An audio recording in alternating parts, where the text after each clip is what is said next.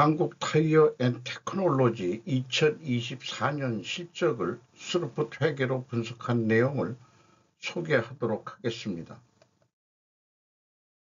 매출은 9% 증가했고 영업이익은 무려 427.3%가 증가했습니다.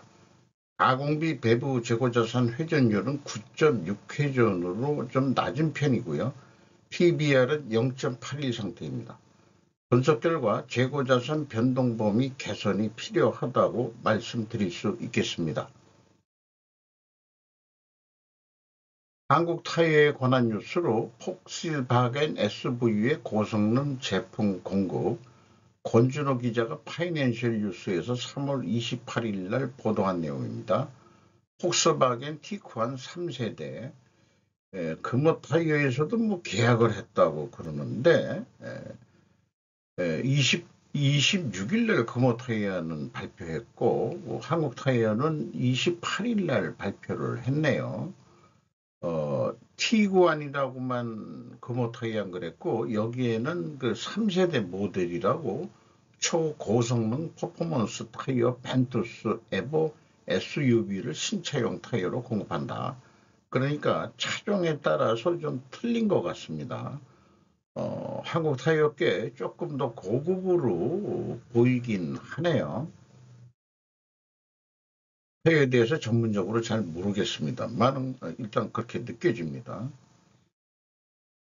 그리고 이 한국 타이어를 분석하는 데 있어서 2023년 3월 달에 발생한 대전 공장 화재에 의해서 거의 전소가 됐었죠.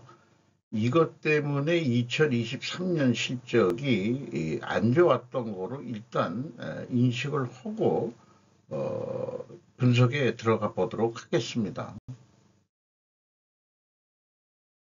먼저 원가회계 손익으로서 매출이 3조 3천억 원대를 달성해서 9% 증가했습니다.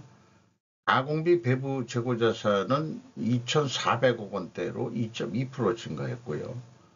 매출 원가가 3.3% 낮게 증가했기 때문에 매출 총이익은 25.7% 증가했습니다.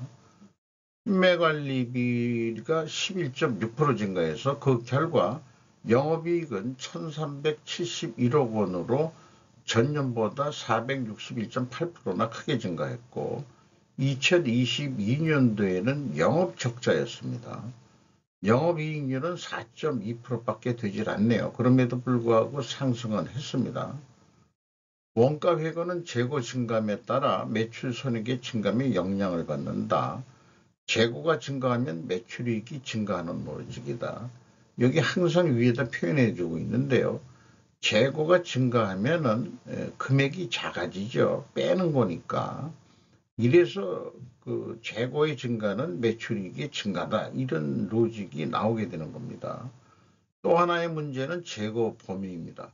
제조 원가에 의해 제품 취득 가격이 결정이 되죠. 따라서 가공비가 배부되는 제품이 핵심이나 제공품 및 반제품 등에도 가공비 비율을 일정 결정해서 배부하고 있습니다. 상품의 가공비가 배부되지는 않으나 편의상 분석을 위해 WCAI 범주로 넣습니다. 분리하여 표기할 수도 있지만은 분석을 할 때는 일반적으로 상품과 제품을 상제품으로 표기하는 기업도 많기 때문에 상품을 핸들링 하더라도 뭔가 사람 손이 다 들어가는 거니까 억지로 얘기한다면 가공비 빼고도 홀려면 할 수 있을 거예요. 그러니까 상품도 이 WCAI 제조업인 경우에 집어넣어 버립니다. 스루풋 회계로 분석한 결과는 매출에 비례하는 매출 재료비 1조 2,627억 원으로 4.5%가 증가했어요. 매출 증가율보다 마이너스 4.6%이기 때문에 여기서 우리는 원재료 가격 하락 또는 판매 가격 상승으로 1차 추론을 해볼 수 있겠습니다. 스루풋 금액상 12.1%가 증가했고 스루풋율은 61.7%로 1.7% 상승했습니다. 수르프율이 꽤 높습니다. 운영경비로서 6.2%가 증가했어요. 그 결과 TOE 생산성은 1.07로서 0.06포인트가 상승했습니다. 슬픈 영업이익은 1347억 원으로 원가회계 영업이익보다 23억 6천만 원이 적은 수치인데 이것은 가공비 배부 재고 자산이 증가했기 때문입니다. 2022년도 매출익이 현재보다 높으면서도 영업적자를 냈습니다. 3조 4천억이나 됐었는데 그때는 영업적자였어요. 가공비가 매우 높았던 거로 보이죠. 여기 가공비가 1조 3천억대인데 2023년에 1조 원대로 줄어들었어요. 그리고 올해는 뭐 조금뿐이 안 했는데 2022년도에 뭐가 이렇게 돈이 많이 들었을까? 어떻게 가공비를 줄일 수 있었을까? 요게 좀 관점이 되겠네요. 재고자산 명세를 보면은 제품, 상품, 제공품, 금호타이어를 먼저 했습니다만 금호타이어는 제공품을 계산하지 않고 있죠. 반제품이 그 대신 있었어요. 그러니까 반제품을 제공품도 반제품 상태에서 판매를 할 수 있다는 게 금호타이어의 어떤 영업 형태인 것 같고 한국타이어는 완제품만 파는 것 같습니다. 그래서 제공품이 있네요. 그게 또 큰 차이가 있겠습니다. 세 가지 또한 가공비 배부 재고 자산이 51억 8,900만 원 상승했습니다. 증가했습니다. 원재료는 거꾸로 줄였네요. 329억 원을. 전체적으로 전체 재고가 40억 8,300만 원 증가했습니다. 재고자산 평가 충당금도 평가 손실을 한 금액이 있고요. 2022년 영업적자 시 가공비 배부 재고자산 재고가 크게 증가했죠. 2000년도 적자 시에 2021년도 그 전에 1600억 정도 재고뿐이 없었는데 2375억 원으로 무려 769억 원이나 크게 증가했었어요. 그리고 2023년도에는 또 화재가 터졌죠. 왜 이때 2022년도에 왜 큰 생산을 했을까? 그리고 재고 회전율은 3년간 재고가 많았음에도 불구하고 이때는 또 재고 회전율이 가장 높았었어요. 자, 그럼 구체적인 내용으로 다시 한번 좀 더 들어가 보죠. 그래서 비용의 성격적 분류 내용을 분석하기 이전에 먼저 풀로 어떻게 회사가 공시를 했느냐, 2022년도에 뭔 가공비가 그렇게 많이 들어갔느냐를 추적을 해봤습니다. 2024년과 2023년은 2024년에 공시되는 내용은 2개년분을 비교할 수 있게끔 주석 공시를 하기 때문에 여기에 디테일하게 감가상각비 이하로 지급수수료, 도급용역비, 유틸리티비, 광고선전비, 운반비 이렇게 해서 기타 등 해가지고 기타 금액이 이렇게 작게 나왔어요. 그런데 2022년도 거를 추적을 해보니까 이 지급수수료까지는 표현이 되어 있는데 나머지를 다 기타로 몰았습니다. 1조 원대로. 도급을 얼마나 주는지, 유틸리티비가 얼마나 나가는지, 광고선전비가 얼마나, 그리고 금호타이어를 미리 했기 때문에 금호타이어가 2022년에도 운반비가 4천억 원대인데 그게 한 2천억 원대로 줄어들었죠. 아마 여기서도 운반비가 그때 선박 해상 운송비가 많아서 운반비가 많이 들어가지 않았을까 생각을 하는데 결국 2022년도에 왜 가공비가 높았겠느냐 하는 거에 대해서는 다른 것들은 다 상승한 게 많거든요. 급이 올랐죠. 감가상각비는 투자가 없으면 줄어들게 돼 있고 지급수수료도 증가했었고 그렇습니다. 그러니까 기타 비용이 그냥 줄어든 거로만 돼 있어요. 1조 원대. 이렇게 기타 금액이 크면은 기타가 아닌 게 되는 거죠. 그러니까 2022년도에 비성분 공시 내용이 좀 불친절하다. 이렇게 볼 수 있겠습니다. 분석을 못하게 만들어 놨네요. 2023년에 가공비가 대폭 감소했는데 비성분 내역을 2022년도에 기타로 몰아 표기하는 관계로 무엇을 줄였는지 가늠하기가 어렵습니다.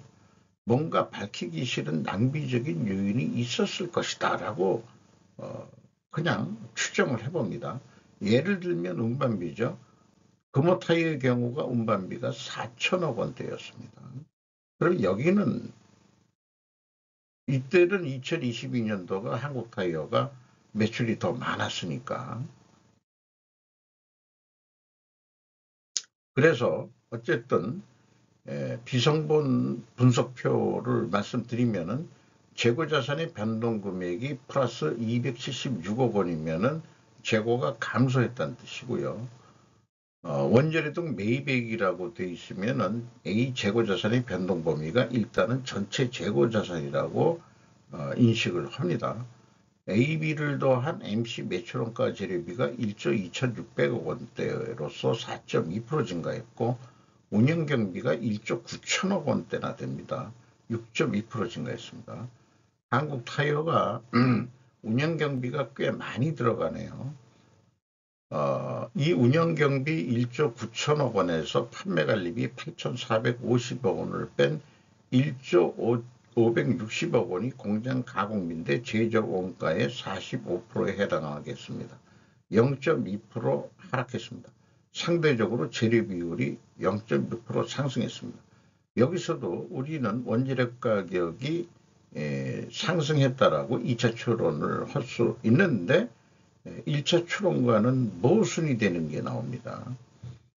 2024년도 가공비 약 3천억 원이 감소했으나 1조 3천억 원대인데 1조 원대로 내려갔죠.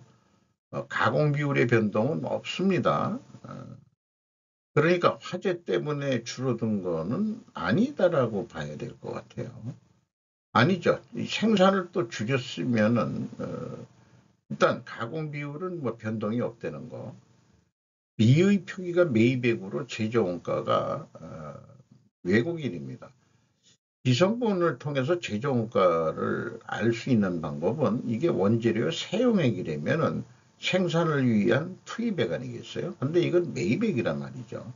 그러니까 WCAA로 해야 원재료 사용액 더하기 가공비가 제조 원가죠. 그런데 이렇게 재고자산의 변동 범위가 넣으면은 성과가 왜곡이 된다고 할 수 있겠습니다.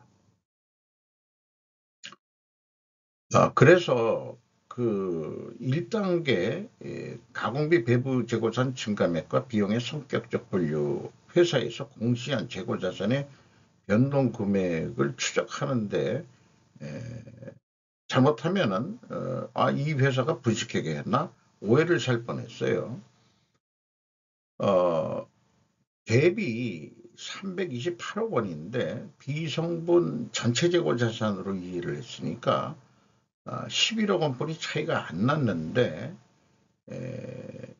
그러면 갭2가 317억 원이나 크게 차이가 난다. 이렇게 큰 금액이 차이가 나서는 곤란하죠. 그래서 더 재고자산 명세를 훑어보니까 미착품을 뺐어요. 그러니까 이 회사는 세 번째 해당하겠습니다. 전체 재고에서 미착품만 뺀다. 아니 그렇게 할 바에야 차라리 그 1번 그 원가 회계의 그 원칙인 가공비가 배부되는 재고자산만 가지고 재고의 증감을 따져야지 원재료까지 더 가지고 왜 그러는지 저는 그 이해를 못 하겠어요. 그래서 이 두 번째 단계 PQ 총 제조 비용도 갭도 요게 미착품 차이만큼 차이가 납니다. 현금 흐름표 기준도 좀 문제가 있어요. 현금식으로 읽어보면은 현금이 69억 원이 나갔으면 재고가 69억 원이 증가해야 되는데 41억 원뿐이 증가를 안 했어요. 그러면은 28억 원의 현금이 어디로 날아갔다는 얘기입니다. 그러면은 28억 원이 바로 재고자산 평가 손실, 감모 손실, 또 회계 손실 이런 게 있어요. 그런데 2023년도는 무려 그 갭2의 금액이 298억 원이나 되는데 이게 뭘까 했는데 아까 그 미리 소개한 대로 대전공장 화재로 인해 가지고 전체 재해 손실 금액이 740억 중에서 재고의 그 손실액이 거의 300억 던 거 아닌가. 그리고 2022년도에도 또 1,900만 원 차이가 있어요. 그러니까 이렇게 현금이 잔잔하게 여기 왜 못 맞힐까? 현금이 맞아야 될 텐데 이런 게 좀 아쉽네요. 또 2024년에도 재해 손실이 한 48억 있었어요. 어, 그렇습니다. 운영 경비로서 인건비가 7,557억 원이 집행이 됐는데 12.5%가 증가했어요. 직원 수는 17명을 줄였습니다. 평균 임금은 1억 1,700만 원 선이 되겠습니다. 노동 생산성 떨어졌고 노동 분배율로 따진다면은 버는 돈의 5배 정도나 가져가고 있다. 이 한국 타이어가 뭔가 규모가 커가지고 규모에 비해서는 제대로 자산 회전을 지금 못하고 있는 것으로 보입니다. 유틸리티비는 2022년도에 없었죠. 2.4% 감소했고 지급수수료는 9%가 증가했고 운반비가 16.4%가 증가했습니다. 2022년도는 모릅니다. 공개를 안 했기 때문에. 경영평가 지표로서 재고 회전율이 약간 올랐습니다만은 앞서서 금호타이어가 20회전인데 반 정도뿐이 하지 못하고 있습니다. 결정적으로 이게 금호타이어가 한국타이어보다 잘하는 일입니다. 슬픈율은 근데 한국타이어가 높습니다. 62.7%로. 그 다음에 레버리지율도 그 13%로 낮습니다. 그 다음에 매출 채권 수금 속도 2.8회전 여기도 크게 떨어졌네요. 2024년에 수금들이 안 된다는 얘기는 자동차 메이커들도 지금 경영 상황이 안 좋다. 아니면 이렇게 봐야 되는 걸까요? 대리점에도 나가고 그럴 텐데 매입 채무 지급 속도는 좀 또 좀 떨어지긴 했지만은 이 매입 채무 수금 속 아니 지급 속도가 빠르다는 얘기는 원재료 공급하는 쪽이 시장 위에 있는 입장이다 이렇게 볼 수 있겠습니다. 수금이 완료되기 전까지 사실상 돈을 번 것이 아닙니다. 그래서 두 가지가 다 상승했으니까 이것도 투명하게 가정을 하는데 원재료 가격이 하락하고 판매 가격은 인상이 돼야 됩니다. 수량에 의한 재고 회전율도 상승했음이 입증이 돼야 될 것입니다. 이게 금호타이하고 동일한 추론이 나오는데 원재료 가격이 내려갔느냐? 여기는 가중평균으로 6.8%. 지금 뭐 조금 전에 제가 녹음을 했기 때문에 금호타이어는 5.4%인가 그랬어요. 한국 타이어가 더 올라갔습니다. 여기 그 금호 타이어를 그래서 제가 안 잊어버리려고 여기다가 이렇게 해놓은 겁니다. 비중까지 다 해가지고요. 그래서 단가 차이가 나옵니다. 한국 타이어가 왜 이렇게 비싸게 살까? 이런 게 금호 타이어보다도 고급 재질이라서 그러냐? 뭔가가 지금 구매 관리에 문제가 있는 것 같습니다. 이것을 어떻게 해석해야 되는 거냐. 좀 비교를 해보니까 한국 타이어가 왜 금호보다 비싸게 사지? 이런 거. 물론 다 똑같을 순 없겠지만은, 이 금호 타이어는 가격을 후려친다? 아니죠. 공급자 우위의 시장인 것 같은데, 천연고무라든가 합성고무라든가 이런 것들은. 그래서 판매 가격도 차이가 나죠. 지금까지 얘기를 조견표로 한번 만들어 본 거고요. 똑같습니다. 금호 타이어하고 50% 실패인데 80.9% 범위 내에서 가격 상승이 6.8% 됐는데 제조원가 비율에 의해서 상승 압박률은 3.7%, 3.4%가 판매 가격을 올려야 되는데 0.8%뿐이 못 올렸다. 판매 가격은 상대적으로 그래서 하락을 시킨 거나 마찬가지다. 이렇게 인식을 해볼 수도 있겠습니다만 투명성 입증은 재고 회전율 외에는 밝힐 방법이 없겠습니다. 그래도 조금이라도 상승이 됐으니까 그나마 다행이겠습니다. 그래서 더 추가적으로 원인을 더 따진다면은 그 재고자산의 변동범위 기준 거기부터 출발한다고 봐야 되겠어요. 그 재고회전율도 그런 거로 따지고 해야 되는데 제조원가 뭐 이런 것들을 매출원가 계산하는데 총 재고자산에 또 금호하고 한국하고도 그 재고자산의 변동범위가 다르고 미착분은 또 빼고 한쪽은 한국타이어가 빼고 그러니까 그런 것들이 모든 복합적인 영향을 받는 거라고 볼 수 있겠습니다. 자, 한국타이어는 중국하고 디커플링 하세요가 적용이 가능하겠죠. 전년보다 실적 좀 참고하고 매출 재료 비율과 운영 경비 비율을 참고해 가지고 계획을 세워보도록 하겠습니다. 운영 경비 5%만 증가한다고 봤어요. 운영 경비가 좀 높기 때문에 그리고 매출액은 아니 그리고 이익을 한 50%만 증가한다. 타이어 자동차 업계가 또 좀 안 좋을 것 같으니까 그러면 한 3조 5천억 할 것 같습니다. 매출 재료비도 한 8%더 증가시키면은 유사하게 매출 계획을 세울 수 있겠습니다. 스루프 그러니까 마진율을 약간 올리는 거로 판매 가격을 약간 올리는 거로 그렇게 했습니다. 그래서 3조 5,700억을 하겠다고 약속을 한다면은 한 2,100억 정도 남는 거로 이렇게 되겠습니다. 재고 회전율이 9.6회전인데 11회전까지 좀 해보자. 그러면 4조 원대를 판매가 되면은 운영 경비가 증가한다고 하더라도 한 3,850억 정도 할 수 있겠다. 이런 계획을 세워볼 수 있겠어요. 이거보다 더 좋아질 텐데 어쨌든 한국 타이어도 재고를 줄여야 됩니다. 금호 타이어한테 뒤처졌습니다. 재고가 증가했어요.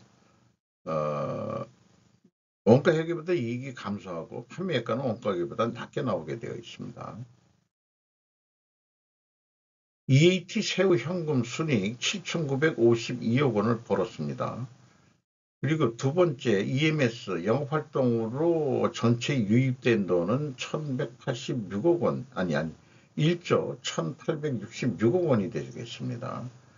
최종 5,421억 원의 현금이 유출이 됐습니다. 돈을 벌어놓고 어디다가 또 돈을 썼느냐. 그러니까 비유동 자산의 1조 한 거의 7천억 원대가 나갔는데 이거를 추적을 해보니까 한원 시스템을 한국타이어가 뭐 인수하는 모양이에요. 이러면 또 한원 시스템이 또 궁금해지네요.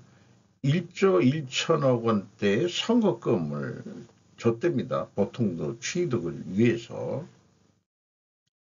이것 때문에 이제 그 최종 본도는 거꾸로 5,420억 원이 나갔습니다. 잉여현금 흐름은 채권자한테 5,635억 원을 추가로 빌려가지고 이자부채 레버리지율이 13%로 증가했고요. 주주잉여 현금 흐름은 이익 배당률이 되겠습니다. ROE로서 2.3% 올라갔습니다.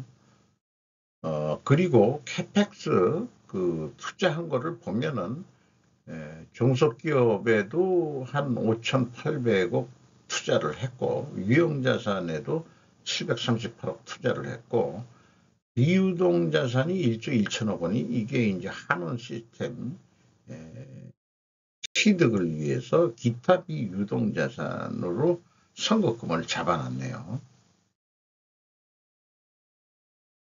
주가는 4만 50원으로 연초보다 500원 상승했습니다. PBR은 1을 못 넘어서네요. 0.81 상태입니다. 주주는 한국엔컴퍼니가 31.15%, 조현범 씨가 7.85%, 국민연금이 7.22%, 제나 인베스트 매니지먼트가 5.16%, 그리고 그 외국인들이 36.66% 꽤 많이 가지고 있는데 많은 회사가 눈에 띄네요. 거래를 하고 있네요. 시티그룹, 골드만삭스, 메릴린치, JP모간, 맥쿼리 등이 눈에 띕니다. 이상 마치도록 하겠습니다.